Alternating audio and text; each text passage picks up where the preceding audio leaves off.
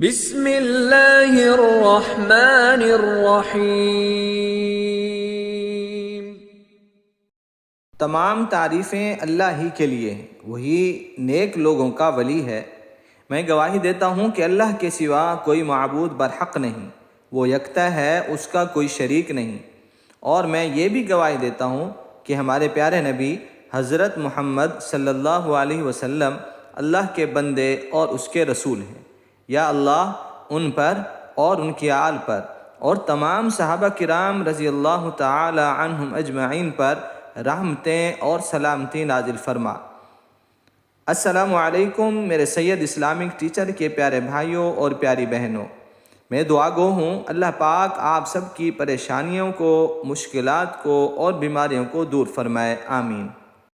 سید Islamic teacher کے بھائیوں اور بہنوں، امید کرتا ہوں آپ جہاں بھی ہوں گے خیر و عافیت سے ہوں گے۔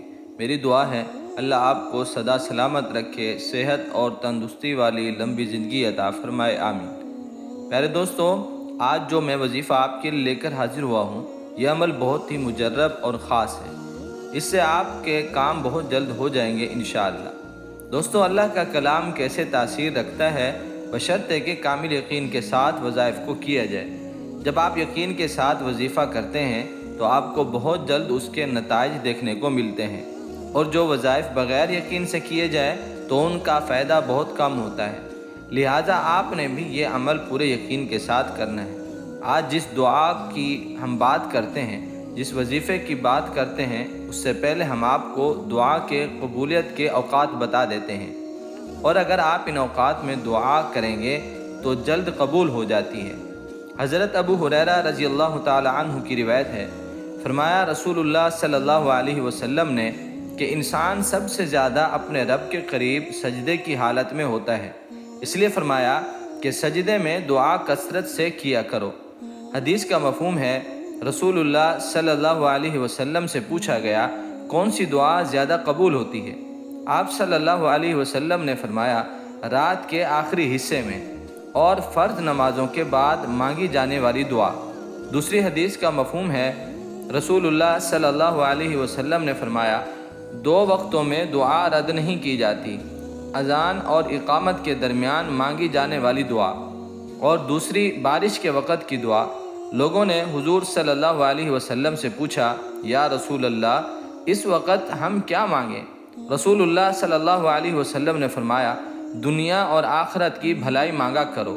پیارے بھائیوں، کبھی یہ الفاظ نہیں کہنے چاہیے کہ دعا قبول نہیں ہوتی۔ دوستو، یہ تھے چند اوقات اور مقام دعا کے قبولیت کے۔ پیارے بھائیوں، آئیں چلتے ہیں ہم اپنے اصل موضوع کی طرف۔ اس سے پہلے آپ تمام سے گزارش ہے، چینل پر نئے آنے والے تمام میرے دوست سید اسلامک ٹیچر کو سبسکرائب بھی کریں اور ساتھ ہی گھنٹی کے بٹن کو بھی کلک کر دیں تاکہ روزانہ کی اچھی ویڈیو اور اسلامی معلومات آپ کو ملتی رہیں۔ اور اگر آپ ہماری خاص دعا میں شامل ہونا چاہتے ہیں تو کمنٹس میں اپنا نام ضرور لکھیں، ہم آپ کو اپنی خاص دعا میں شامل کریں گے۔ جزاک اللہ خیر۔ دوستو، ہم بات کر رہے تھے دعا کی۔ یہ ایسی دعا ہے، اس کو دعا یونس بھی کہا جاتا ہے۔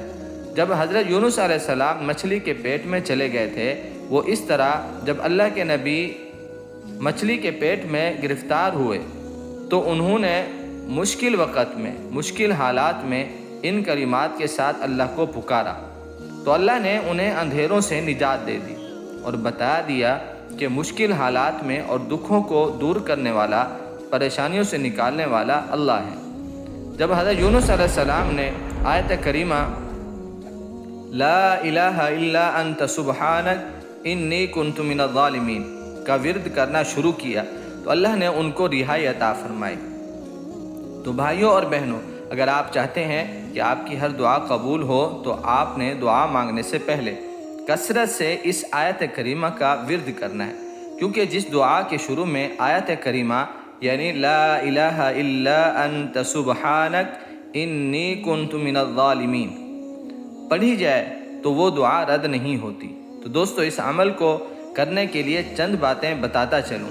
آپ نے جب بھی آیت کریمہ یا دعا کریں تو یقین کے ساتھ کریں، اس لیے کہ جو دعا بغیر یقین اور بے توجہ سے کی جائے وہ ہوا میں گم ہو جاتی ہے۔